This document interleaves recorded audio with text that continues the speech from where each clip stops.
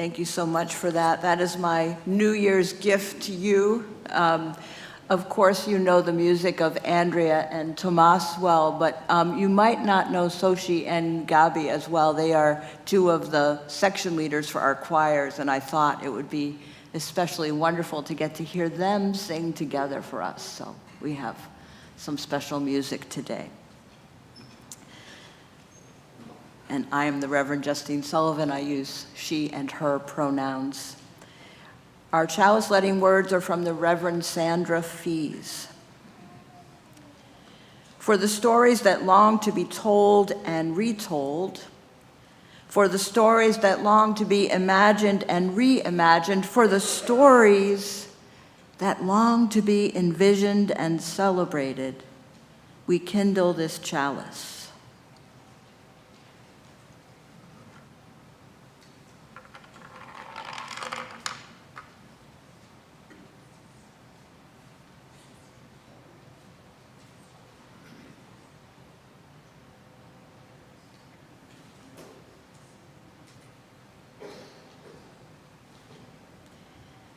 May its flame bring the light of different truths, different paths, and different voices, all needed to cultivate a transformative story of justice, love, and beauty. Let us be together in a time of worship, and let us sing together our opening song, Morning Has Broken. Please rise in body or spirit.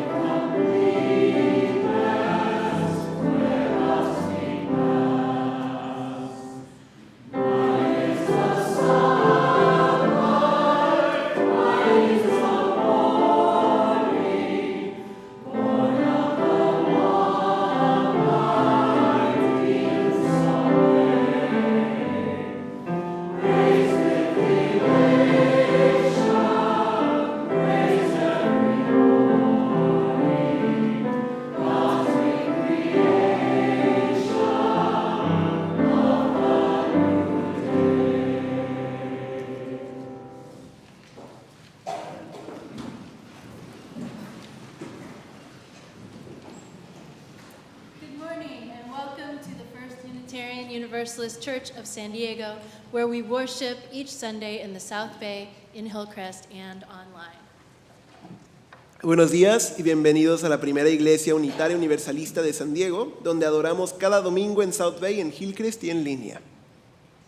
I'm Andrea, part of the music staff of this congregation and director of the Jewel Tones, and I use the pronouns she, her, and ella.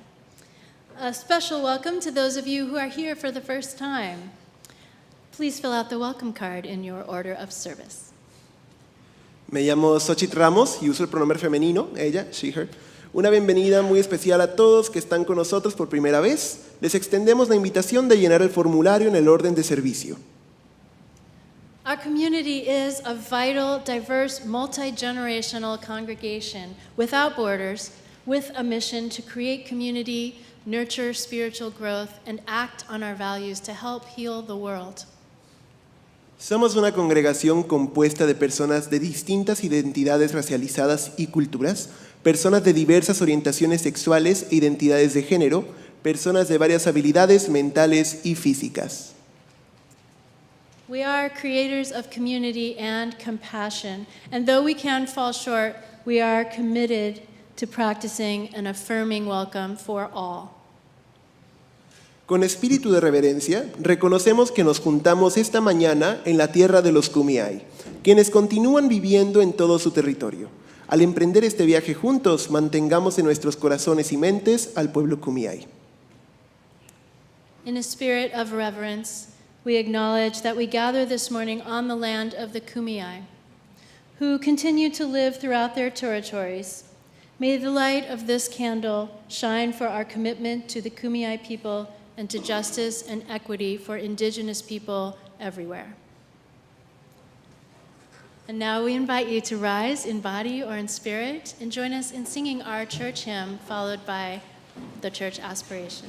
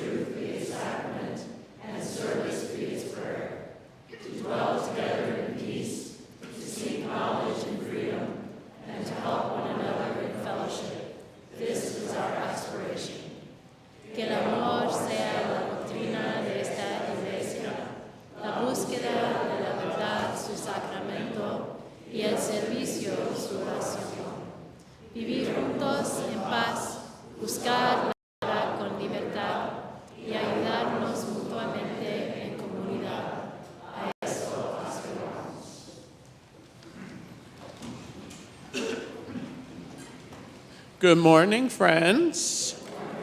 I'd like to invite any of the children and youth who would like to come up and join me for our time for all ages. I see anybody moving? No? Oh, there we go. A youth, look. Oh, here come some people. Good morning. Good morning. Oh, hi. Another youth. Wherever you want. So this morning, friends, our service is called Our Story, telling our story, or what's your story? And we're thinking about our story as individuals, like who we are, what's our yoUUr story, what do we believe, and what's our yoUUr story as a community, as Unitarian Universalists, what do we believe? And often, we use a metaphor, kind of an idea, to help us understand community. And that metaphor we use is the table, that we come together around a common table. We're individual people, but we're gathered together to do something together as a group. So our story today is called Our Table. And as we read through it, I might make some comments or observations. So this is Our Table. Violet fondly remembered the table. She remembered gathering food, preparing the table, cooking meals, lighting candles. So many stories, laughter, singing, celebrating, sharing, making memories together. So I wonder if you all might take a moment in your minds and think of a special memory you have of being here at First yoUUr in community.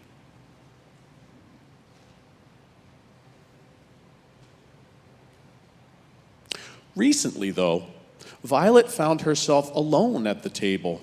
Her family had become busy, very busy. They had found new places to be. I think it's hard when things change, isn't it, friends? And we've changed a lot here, especially in the last 5 years. Sometimes we've just had to change because of circumstances. And I wonder what we're missing. And we might be missing things even that we don't know we're missing. Violet found her father in his favorite chair in front of a big screen, bigger than Violet. She found her mother on the staircase, chatting silently on her phone. Violet found her brother in his room, playing games with friends she could not see. Feeling quite alone, Violet dreamed of a time when family and friends would gather at the table. And I noticed that Violet is feeling sad and alone, but she still has hope. She's still dreaming that things could be better. And I think that's probably important. I wonder if it's going to be important later in the story. Walking by the room where their quiet table stood, Violet did a double take. She noticed something had changed. Their table was smaller. The next day, it had become even smaller. By the end of the week, the table had shrunk so much that it fit easily into the palm of her hand. Violet blinked. The table vanished. Violet knew exactly what she had to do.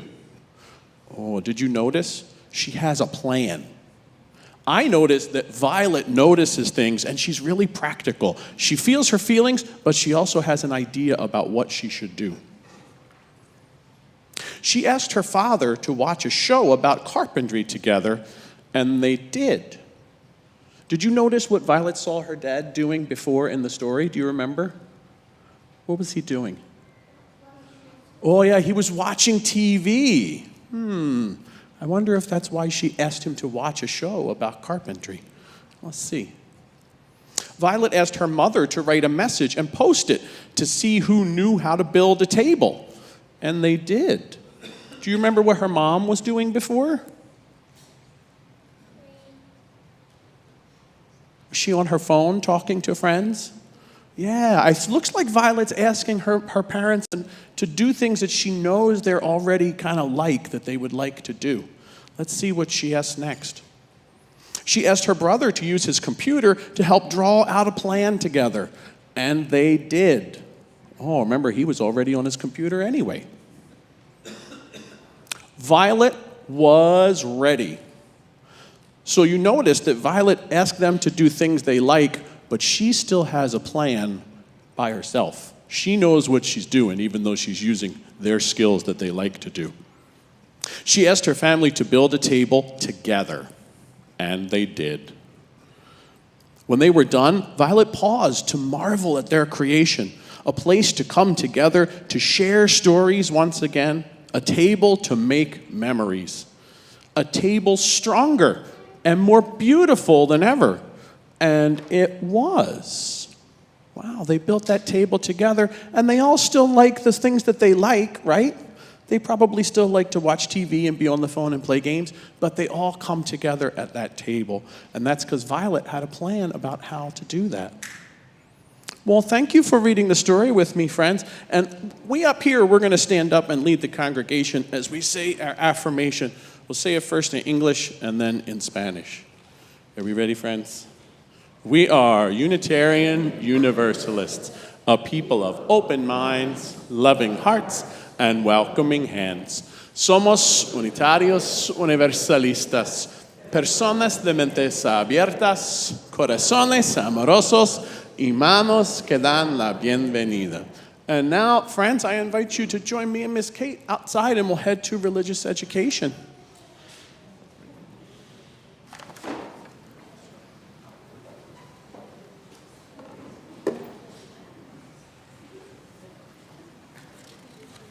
Thank you, Tony, and youth and children. A few announcements. We always have lay ministers available after the service to offer a listening presence, and this morning our lay minister is Brandon. He's wearing a colorful scarf, and you can see Brandon over there. I also just want to say, friends, it's been a sad time, hasn't it? We've had a lot of losses. And so on Friday afternoon at 2, I will open up a Zoom room for anyone that would like to just check in and see how we're all doing. And so that information, the link will go out in our weekly newsletter, The Window. But I just wanted to let you know that we're aware that this is a tough time. So Friday afternoon at 2, we'll gather online to just remember and reminisce and hold one another in care.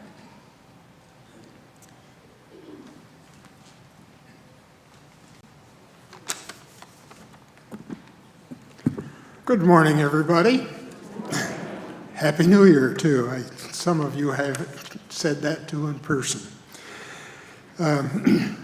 Each Sunday in January, our offering supports yoUUr groups outside of our church.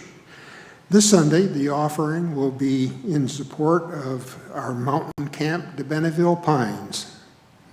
Janet James, the camp director, told us that the emphasis this year in maintenance is going to be some repair and winterizing of the vehicles and the tools that they use up there, the log splitter and things like that. And in particular, all of the trucks need to be prepared for winter and tuned up, and we all know that that is quite a cost. And if the snow, you just can't clear the snow from the roads if your snowplow is down and needs repair. I also might mention that our youth are doing their part for de Benneville. Last year, our youth earned over $2,000 from our monthly ice cream socials in Bard Hall. Those funds are used to make sure that all of our youth can afford to go to camp. It's a scholarship or a campership fund. Your contributions today will support the youth by making sure that camp functions smoothly. There's a matching fund drive in process now at de Benneville, so every contribution you make will be doubled. Thank you for giving generously. You can donate this morning here in person by credit card using the tip jars, or by cash or check using the donation boxes back in the middle of the room. You can also donate online at firstuusandiego.org/donations. So thank you very much for your generosity.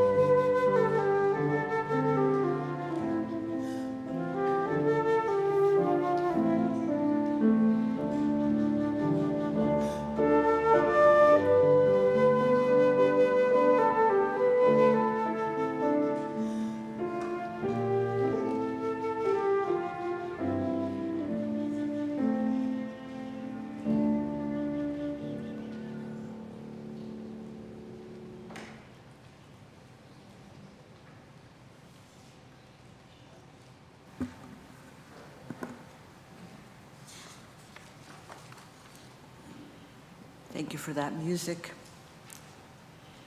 Our flowers this morning are given in honor of Iris Ann DeSales, whose life we honor with this Candle of Life ritual, and also we welcome Iris Ann's family and loved ones here this morning. We pause at this time in our service to honor the memory of Iris Ann, who died on December 6th after numerous medical episodes that she had weathered so well that when she actually succumbed, we were all surprised. She was, I've heard many of you say this about Iris Ann, she was a force of nature in so many ways that we thought she could kind of will her way through this as well. And so it does feel surprising that we lost her. Iris Ann was born in Massachusetts to Vito and Beatrice Lafaro on June 5th, 1944. She had a younger brother, Lance, who died some years ago before her. She is survived by her husband, Larry, and by her 3 children, David, Brian, and Daniel. She worked for a time as an elementary school teacher, and she was a fierce advocate for education for children with intellectual disabilities. She was instrumental in getting a law changed in Massachusetts to require mainstream education for children with disabilities, and that Massachusetts law became a model for other states. She moved to San Diego in 1991, and here she met her future husband, Larry. She was an active member of any group that she joined. Most notably here, she is known for her work in housing advocacy and actually building homes here in California and in Mexico. We light this candle in Iris Ann's honor and memory.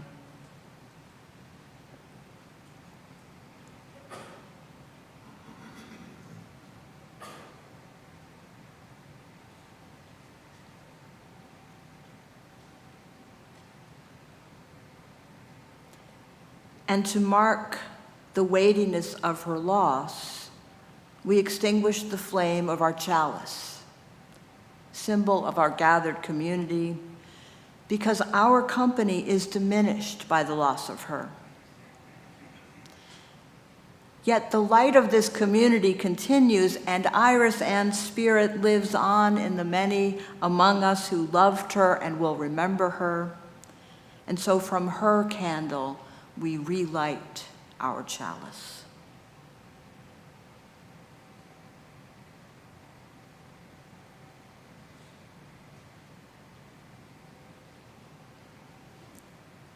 This community of memory and hope shines on, and Iris Ann lives among us in the heart's long memory. In mystery we are born, in mystery we live, and in mystery we die.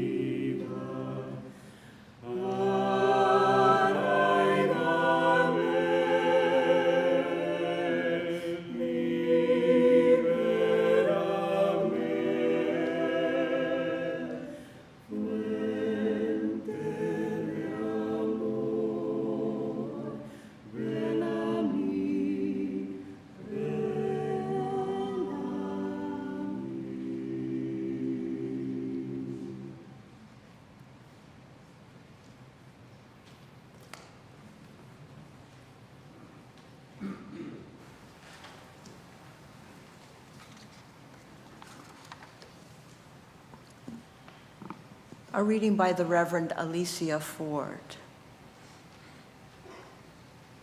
When we pause to remember who we are, companions on this grand experiment called life, when we take a moment to shed the ways we have been carefully taught, to lead from fear, to punish the poor, to persecute those who don't look like we do, to deny rights to those who love, to believe that we are separate, or that some people are superior to others, when we take a moment to shed all of that and hear our stories, hear and see each other into existence, into community, when we take a moment to embrace, to practice a different way of being, when we answer the call of love, then we are living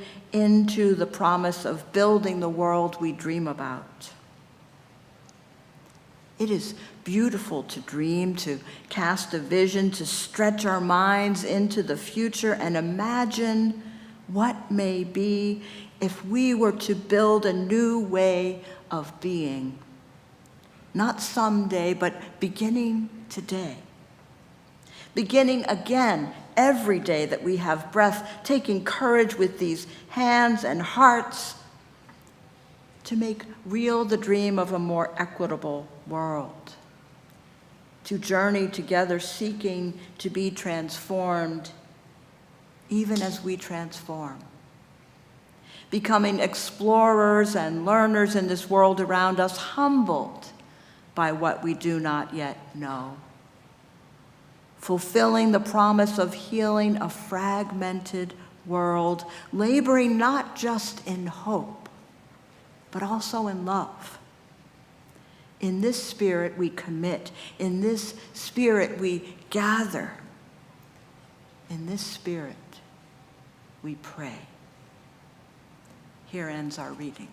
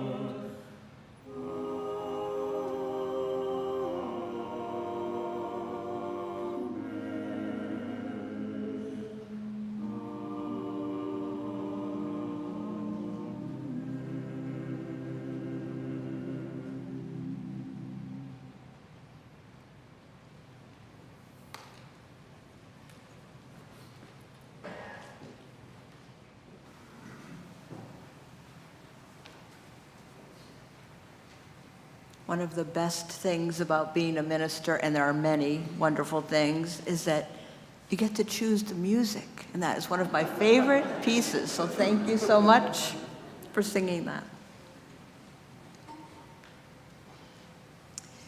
In 1822, Thomas Jefferson, yes, that Thomas Jefferson, wrote a letter to Benjamin Waterhouse, who was a prominent physician and teacher at Harvard Medical School. The two corresponded over some 20 years about matters scientific and philosophical. In this particular letter, Jefferson was talking about the various religions and their advantages and disadvantages. He also created his own Bible, so he had some self-confidence, wouldn't you say? But in this letter to Dr. Waterhouse, he wrote these words: "I trust that there is not a young man now living in the United States who will not die a Unitarian."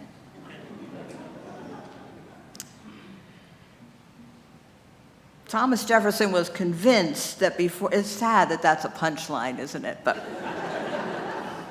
But Thomas Jefferson was convinced that before too long, Unitarianism would become the general religion of the United States. Now, we all know that Thomas Jefferson was a lifelong learner, and he had studied many of the world's religions, including Christianity, and as I mentioned, he actually made his own Bible, removing the parts that he didn't resonate with. And when he discovered Unitarianism in the 1820s, he was struck by how much sense this faith made. And because he was Thomas Jefferson, he didn't say, "It made my heart sing," or "I felt like I'd found my true spiritual home." No, he talked about the wisdom of Unitarians. And that was very high praise from such a learned man. Now, we could spend the rest of our days talking about why Jefferson's prediction didn't come true or hasn't yet come true. But I'm more interested in what drew him in and what that experience was that he had, that he wanted to spread the good news.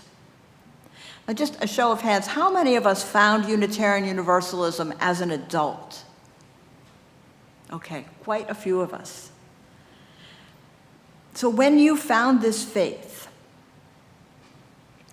did you have that experience like Thomas Jefferson did, like I did when you found this faith? Who knew that such a faith existed, where I could bring my whole self, my reason and my emotion, my values and my wish for belonging? And did you have the feeling, as so many of us do, that if people just knew about us, they would totally want to be part of us? We got to go out there and tell everyone. How many of you have had that kind of experience of wanting to show the world? Yes, amen. And how many of us actually go and do that? Go out and tell everybody our good news. We're not so good at that part. Now, many of us who came from other faith traditions had religion imposed on us, and we certainly don't want to do that to anyone else. But when people ask us, "Why are you a Unitarian Universalist?" I think we should be ready with a response, a compelling response, don't you think? It's what we sometimes call our elevator speech. That is, when you get on an elevator and someone says, "What's a Unitarian Universalist?" By the time you get to your floor, you've answered the question. You can show the next slide. I was inspired to work on my elevator speech, the next one, while I was on my honeymoon. This was in 2004. Dale and I had just gotten legally married in Massachusetts, and we decided to celebrate. We had been together almost 20 years at that point, never dreamed that we'd be able to get legally married. So we decided to celebrate and go someplace special. So we went to St. John, Virgin Islands, and this is Cinnamon Bay. And this was the view as we left our tent and walked toward the beach. Yes, we went camping for our honeymoon. It was either camping or we couldn't afford it. So, but we were like 100 feet from the beach. And it was a beautiful day when I took this picture. I was sitting on the beach, Cinnamon Bay, in possibly blue water, sitting in a beach chair, my feet partially buried in the warm sand, a book in my lap. I'd read a page or two, snooze, wake up, go for a swim, return to my chair and my book. I was on vacation. We were staying at a campground, and our site was, as I mentioned, about 100 feet from the beach, and we got to know the other people who were staying there, including this one man that we'd spoken with before. On this day, he approached us on the beach, making small talk at first. Then the conversation turned to church, as it often does when we're getting to know people. And then he started talking about Jesus. It's fine. And he asked if I had accepted Jesus as my personal Savior. I explained that we were part of a church community, but that was not my particular theology. He continued. You know, and in my memory, I feel like he's in a suit, but it was the beach, so I can't imagine, but that's like my memory of it. But he was in like street clothes, right? Not swimming attire. So he was walking around. And it started to feel like not such a friendly conversation. Was he there to save us? You know, we were on our honeymoon. We were telling people that we were on our honeymoon.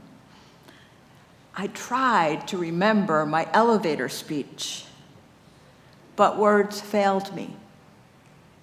Now, had I been in an actual elevator, I would have been wearing pants. I was in a bathing suit and a floppy hat, not exactly a power suit. I felt naked, unprotected. And you know, you're in one of those chairs and you can't really get up in one like graceful move. So I stayed seated. And it probably didn't help my cause any that the book in my lap was the Da Vinci Code.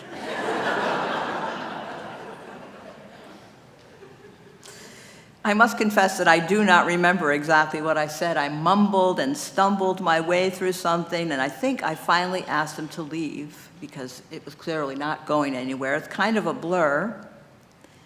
But after that encounter, I was determined to learn more about our faith and to be ready next time. In fact, I would like to thank that man as one of my teachers. 10 years after that day on the beach, I was enrolled in seminary, pursuing ordination as a Unitarian Universalist minister. So Dale's especially grateful to that man, too. So what do you do when you have an encounter like that? You meet someone, and you have a deeper conversation with a coworker maybe, and you tell them that you're a Unitarian Universalist, and you're met with what? What's that? That's not a real religion. That's the one where you can believe whatever you want. You've heard them all, right? Now, I should tell you that as the daughter of an attorney, I have a lot of experience losing arguments.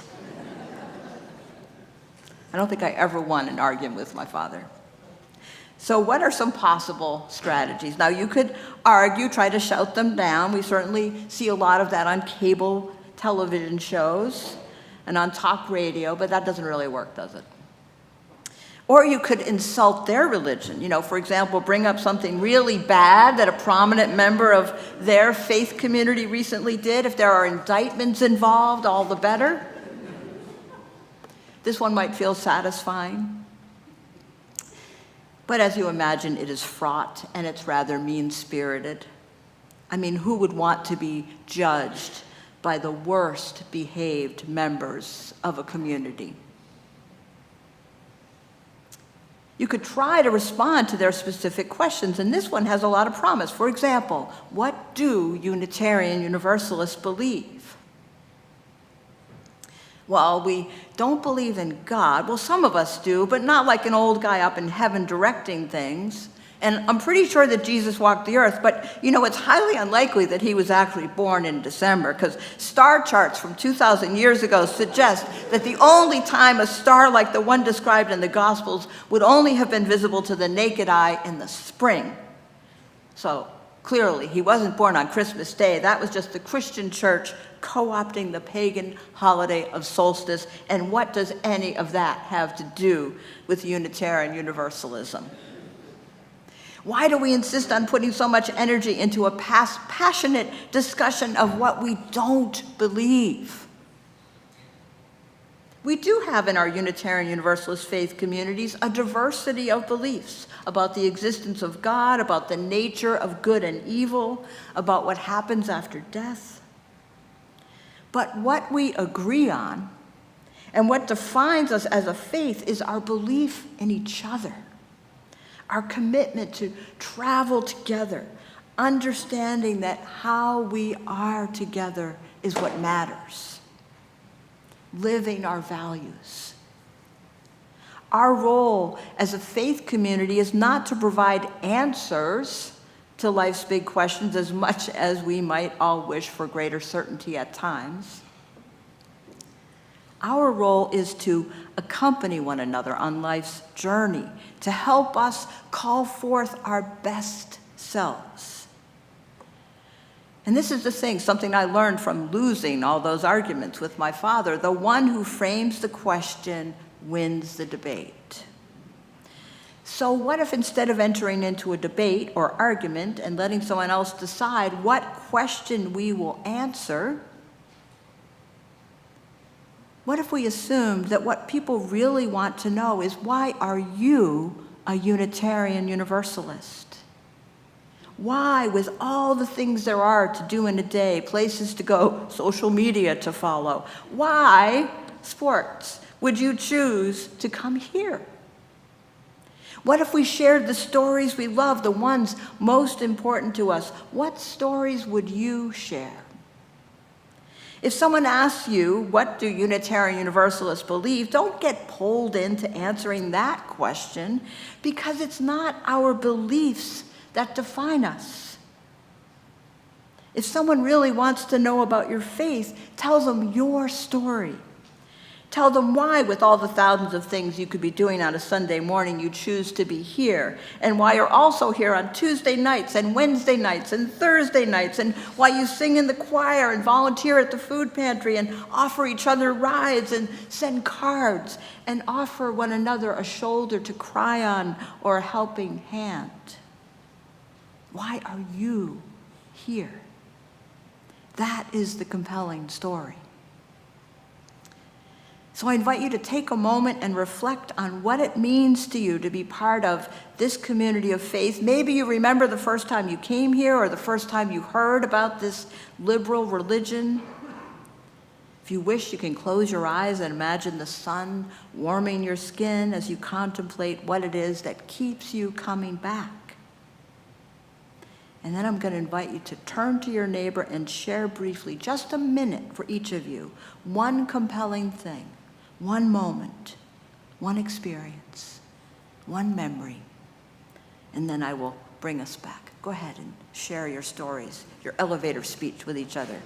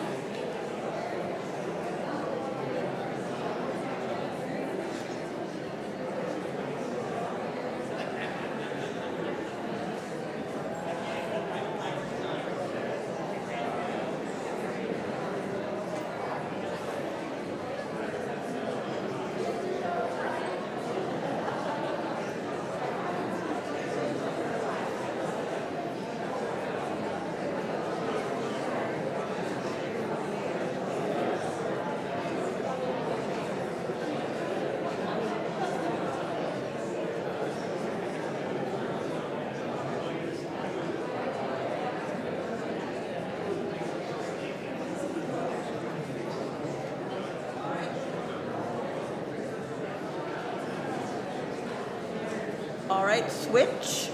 Why don't you switch partners? If you haven't already listened to your partner, just take another moment.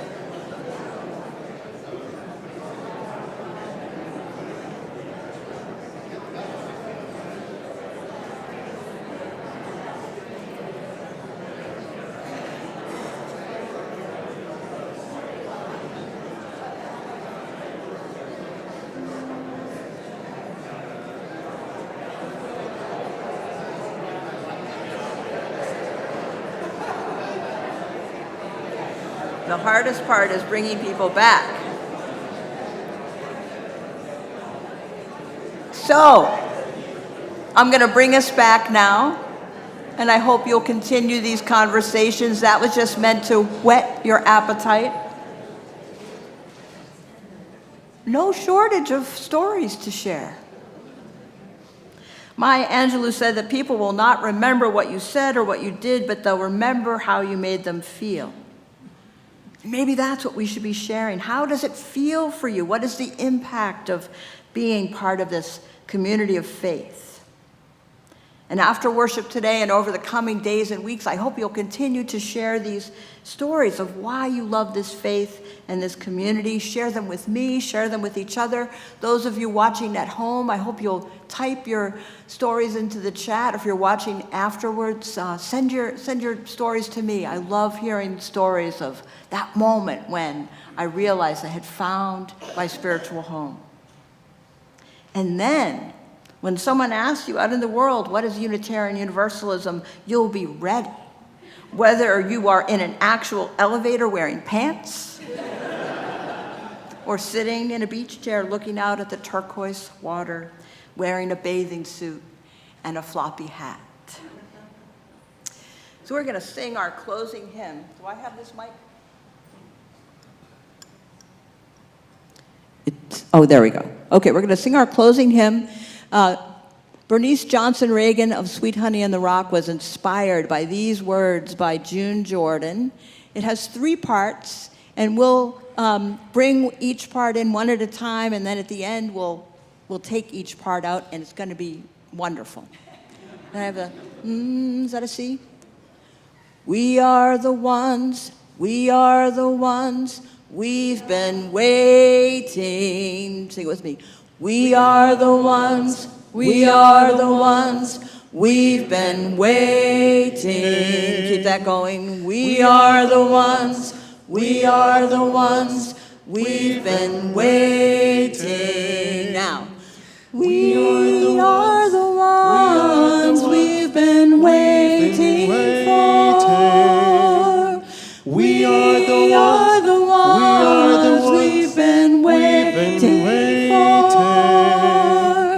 We are the ones we've been waiting. We are the ones we've been waiting. We are the ones we've been waiting.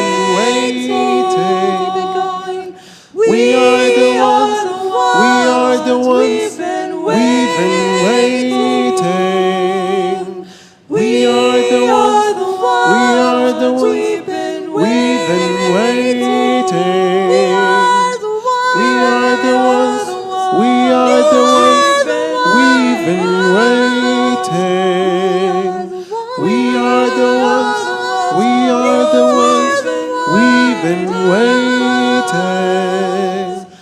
We are the ones we've been waiting.